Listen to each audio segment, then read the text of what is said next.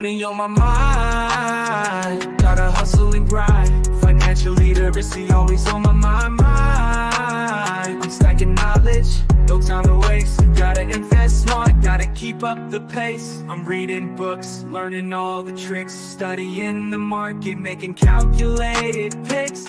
What's good, everybody? It's your boy Reckless Ray Dinero, and we are back at it again with another episode of Crypto Portfolio Updates. We're going to get into some very pivotal, action-packed, hopefully a little bit insightful, a little bit inspirational, a little bit of alpha episode today. But before we do that, make sure you hit that like button. Those of you who've been here twice or more, hit the subscribe button and turn the bell notification to on. And last but not least, I know those of you in the Wolfpack already do this, but make sure to share the video. The reason being is we're not trying to get rich over here by ourselves, and this is not some secret club where we're on the inside and everybody else is on the outside. This is me screaming from the roof trying to save as many people as possible so that they can be on the right side of the wealth transfer that's happening right now. So let's jump into it. First and foremost, Bitcoin is so back, and we're going to talk about why. Bring it to the stage first, kick me off the screen first, and we're going to talk about it. So first and foremost, we've got Bitcoin sitting at $95,006.07. We are holding in a range above 90, and I don't think that people are excited enough about this. We're sitting in the mid-90s, people. We were in the mid-70s a mere few weeks ago. We were sitting in the 80s for a while. We're bouncing around the range. Now, I know we bounced off of like 107, but we're obviously on the way back. We're ranging up. I keep seeing early in the mornings, we're breaking through 95, touching 96, bouncing back down, sitting at about 94, dropping to 93, maybe 92, then going right back up to 95 the same day, no matter what else is going on in the stock market. I'm loving it. You know why? Because there's not enough Bitcoin to go around.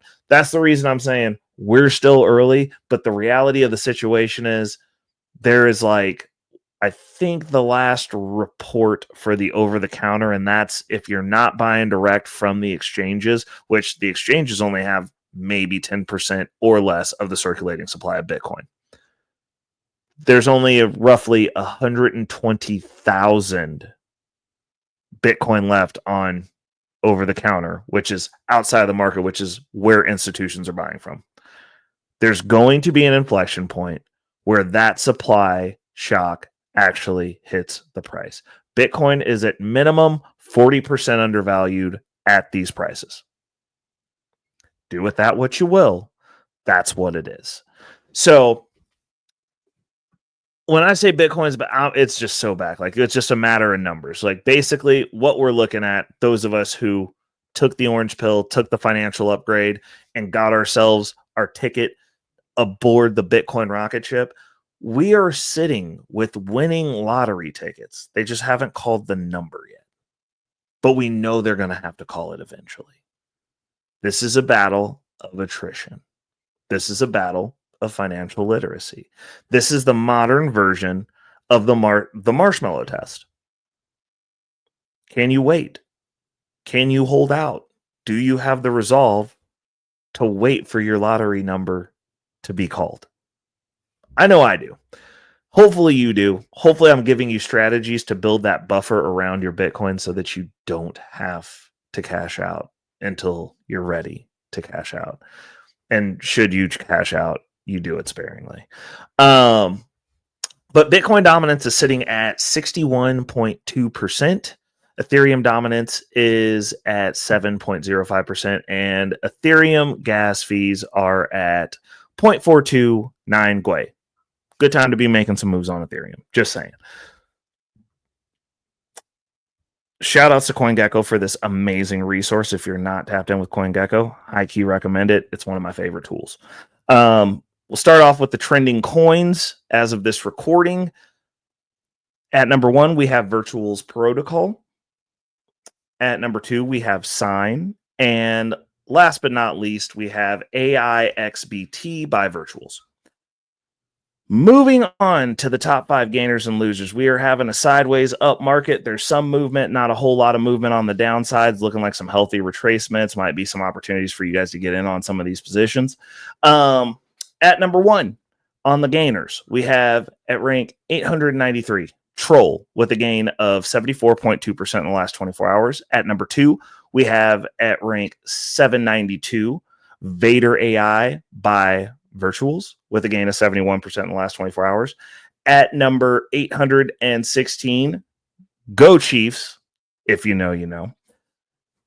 XPLA, with a gain of 60.4% in the last 24 hours. And actually, that needs to be swapped. That's actually number 4. At number 3, we have it ranked 658, Token Fi, with a gain of 63.3%. And last but not least, we have at rank 588, Game by Virtuals, with a gain of 53.2%. Now, moving on to the top 5 losers. Now, hopefully you are not on this list ever, and if you are, may that time on this list be short-lived.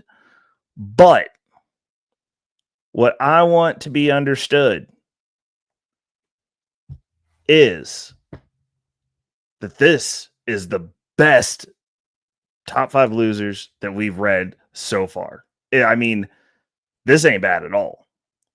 So I want you guys to take that with a grain of salt. And, hopefully you are able to reposition, maybe average down a little bit. Like this, I mean, honestly, I don't know. This for crypto, this is negligible.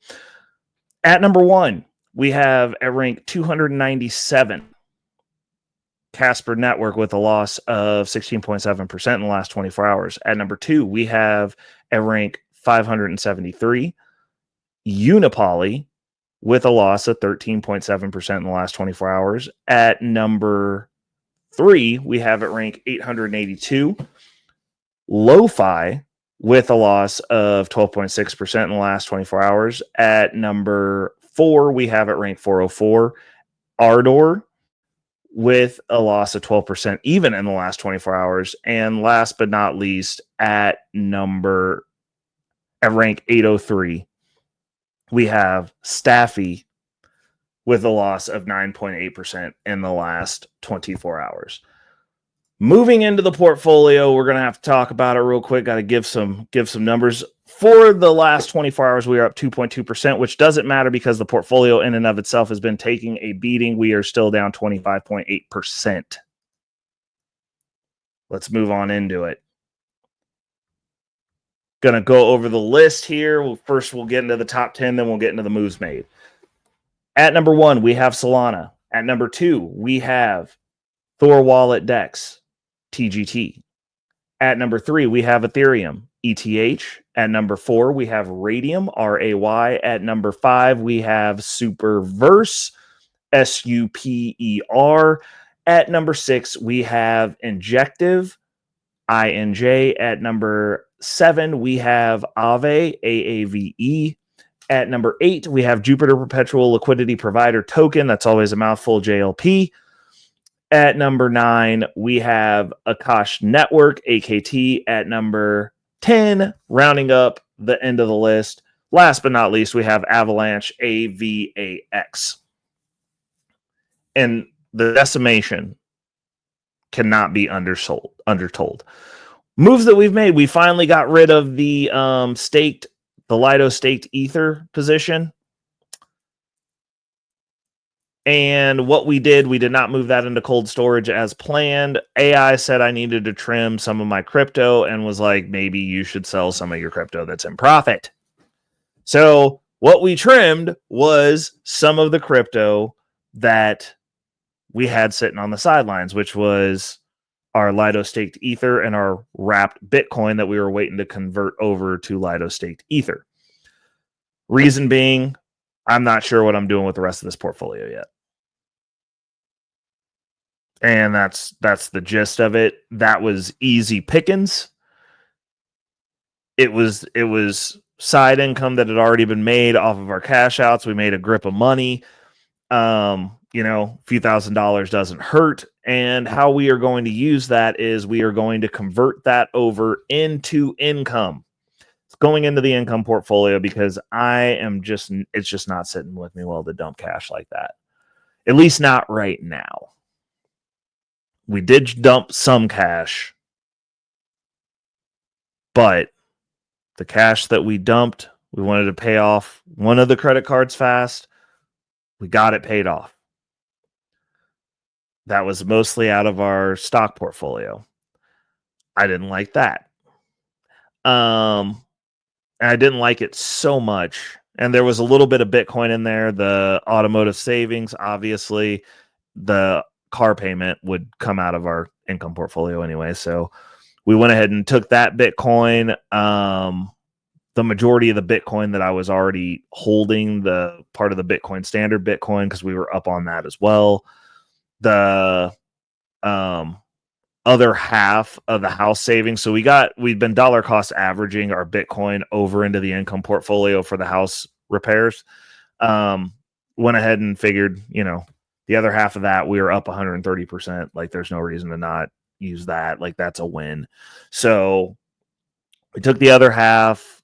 Well, we still have a little bit of the house savings money that's in Bitcoin, and that will be going into the income portfolio. But what we're going to do is that position, we're earmarking it.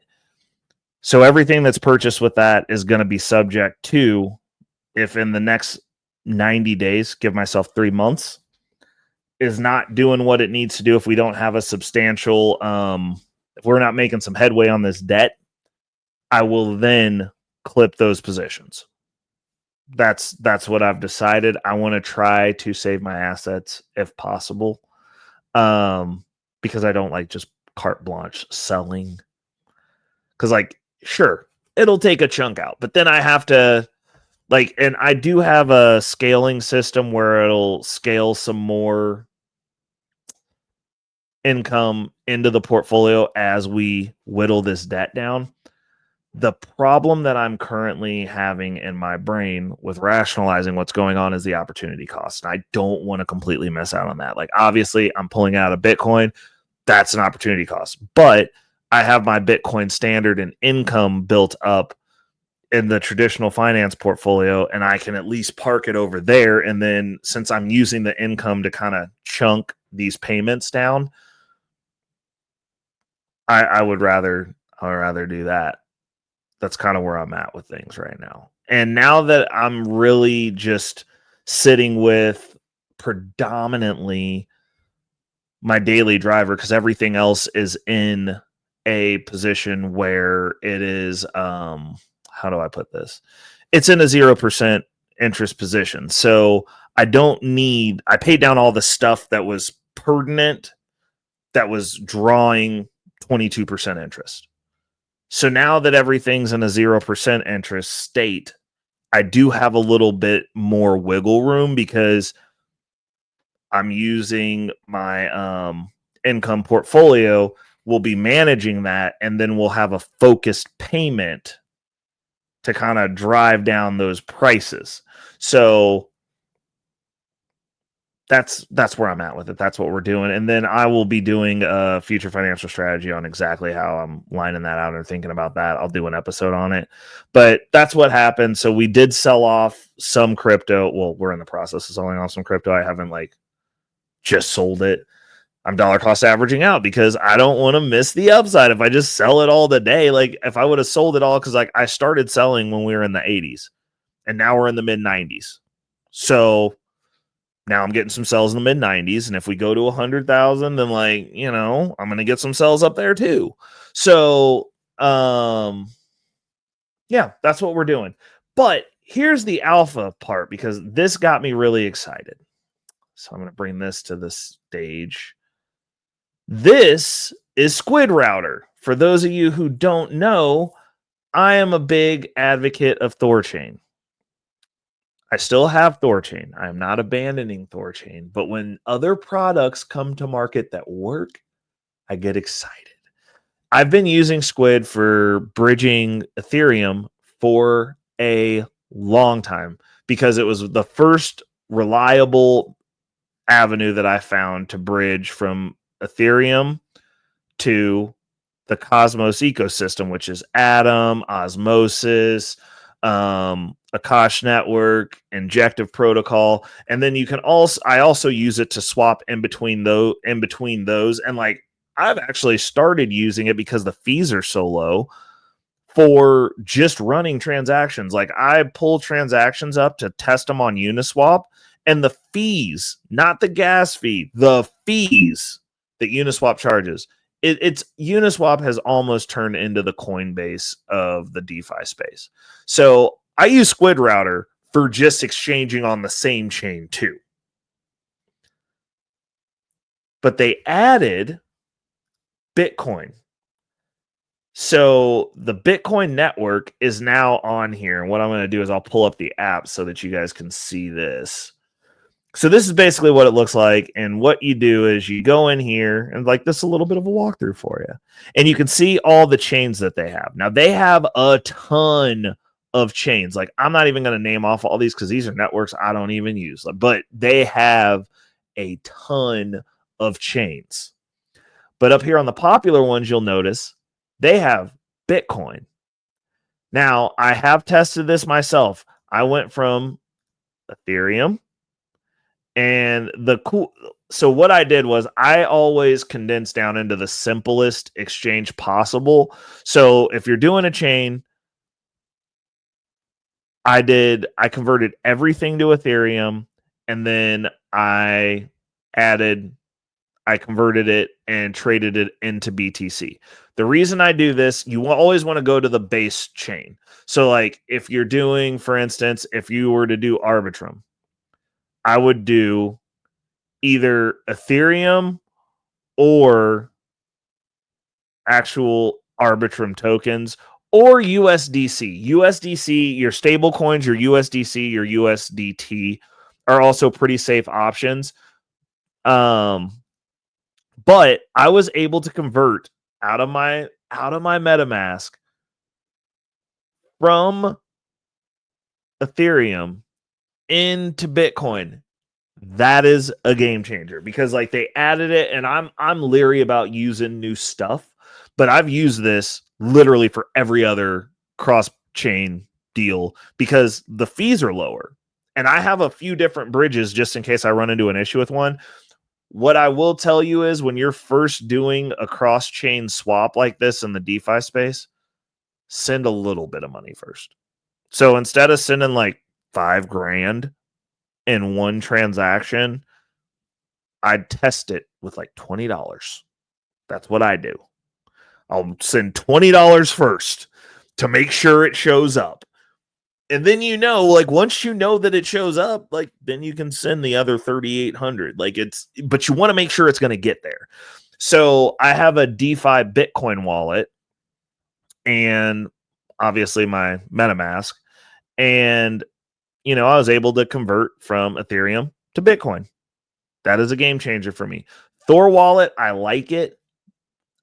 If you have more than one hop, you run into problems. And I found that out in Thorwallet. I don't know that it's Thorwallet's fault, but I did notice that it was a thing. So with that said, that's something that you're probably gonna want to have an understanding of, but this is another option besides Thorwallet that can complete DeFi transactions. Now, the way that I purchase Bitcoin, obviously you're on a centralized exchange, and this does give you a heads up that it does not work just sending directly to a centralized exchange wallet. So you will have to get a Bitcoin native Bitcoin chain DeFi wallet. Me personally, I use Xverse. It works. So do your own research, but like that was something that I thought was really awesome and super, super useful. Yeah, that's all I got for today. Bitcoin's back, baby. Like we're getting more cross-chain DeFi action stuff. I'm here for it. And yeah, I mean that's the skinny of it. I'm here for it. Like this is great. Like I was super excited to find that. There's not enough to go around. I wish that people understood the level of which there's not enough to go around. Like, people just think about it as it's like some blasé thing. And then once it's out of reach, you're going to have all those people who are talking about, oh, I could have done that. I could have got into Bitcoin. I mean, like, yeah, that's great, but you didn't. Oh, you're lucky. Like, no, I'm not lucky. I just took money out of every paycheck and bought Bitcoin. I bought things and built an income portfolio, not only so that I could not go to work, but and have passive income and go to do something that I want to do or have the option to do, or not be forced to be on that hedonic treadmill that is our current monetary system. I refuse to be a victim of the government needing a weaker dollar, because the working class and anyone sitting in dollars is who is going to be affected by that, so that they can inflate the debt away that we're in. No, I chose to make the sacrifice, have all of you make fun of me and call me crazy since 2013, so that I can be in a different position than where you're going to be. There's no luck over here. These are just blatant decisions in the face of people telling you that you're stupid, that you're going to lose all your money, that it's not going to work out. Oh, what if it goes to zero? Well, I mean, I guess we can talk about that at a later juncture, because when I first started buying Bitcoin, it was $8,000 and now it's 95. So, I mean, I don't know. You guys do the math. Like, how many decades are you going to be wrong before you just have to come crawling with hat in hand, because now you're the peasant in the economic system? And if you're not going to have Bitcoin, at least have some assets. If you're sitting in dollars, you are sitting on a time bomb powder keg that's probably going to blow up in your face. Figure it out. Get an asset, something. I don't know. But that's what I've got for today. I'm hoping that you guys are getting value out of this, understanding the message, taking the firmware upgrades, getting on the right side of this wealth transfer, because a transfer is happening. And I don't want any of my people, any of the people in the wolf pack, to be on the wrong side of that, especially if you're over here and you're absorbing the content and you're listening to what I'm saying and watching what I'm doing. Like, I don't give financial advice. This is just me tracking what I'm doing with my finances and the results that I'm getting. But I am getting results. And I am doing these things. So hopefully you guys are getting the message. And yeah, till next week, this has been another episode of Crypto Portfolio Updates. Do not forget to hit that like button if you made it this far. I'm excited to hear what you guys want to talk about down in the comments. My question for you guys is, are you taking the firmware upgrade? Are you on the right side of this wealth transfer? If not, it's not too late to get in. I understand Bitcoin is expensive now, way more expensive than it was when I started buying it at 8,000. It's still early. And the crazy thing is, it's still early and there's not much time left. It's just an insane conundrum, in my opinion. It's like, early, not enough time. What are we doing? I don't know. If you've been here more than twice to hear me rant and rave and give my thoughts and talk about the decisions that I've made with my money, hit the subscribe button and turn the bell notification to all on. And last but not least, we are not trying to get rich over here by ourselves in the wolf pack. Share the video with people that you care about, that you don't care about, because me personally, I want people that don't like me to get rich too, so that I can beat you at that. I believe in fair competition. This is as fair as it's going to get, is me telegraphing all my moves and telling you I'm going to beat you anyway. So do what you need to do. Do your own research. Never trust random people on YouTube, because it could just be anybody. And lastly, stay focused, have a plan, get to the bag. Till next week, people. It's your boy Reckless Ray Dinero, and I'm out. Peace. Money on my mind, yeah. I'm focused, got no time for games. Nah, I don't play, man, I'm all about that financial literacy. Investing in my future, building generational wealth. Dollar bills, they be calling my name, but I ain't chasing fame, I'm chasing change. Learn the game, now I'm playing it smart. Putting my money to work, it's an art. I'm stacking paper, building my own empire. No more living check to check, I'm getting higher. Investing in stocks, real estate, and more. Gotta secure the bag, that's what I came for.